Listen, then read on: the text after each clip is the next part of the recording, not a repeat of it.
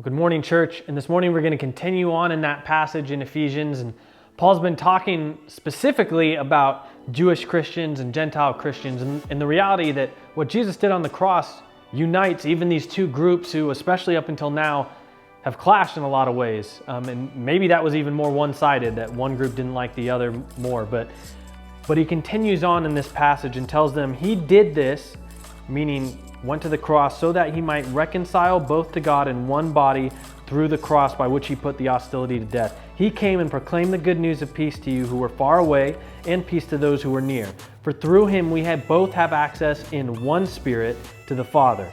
So then you are no longer foreigners and strangers, but fellow citizens with the saints and members of God's household, built on the foundation of the apostles and prophets, with Christ Jesus himself as the cornerstone. In him the whole building being put together grows into a holy temple in the Lord. In him you are also being built together for God's dwelling in the Spirit. He's talking about church family. And the reality is not all that different than Jewish Christians and Gentile Christians. There's a lot of times we as a church tend to focus on the differences between us and even people in our own church family. But that doesn't serve a benefit to the church body at all. It's great to look around and acknowledge people are gifted in different ways. People are in different walks in their faith. Some people have been believers for a long time. Some people became a believer yesterday. But the fact is God has gifted every person and can work through every single person.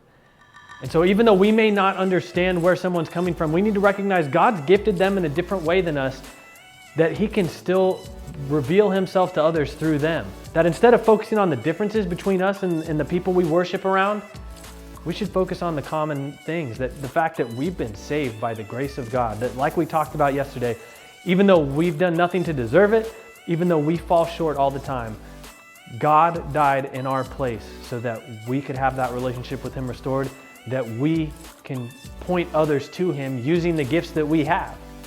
And so, man, as a church family, I hope we always come together and are able to celebrate the things we have in common. The fact that the reason we come together or that we worship together online in a different way right now is because of what Jesus did on the cross. It's all about what Jesus did. And so I'm excited to be able to do that in person, honestly, in a more normal way in the coming months, I hope. But know that we love our church family and being able to worship together and being able to serve the Lord together.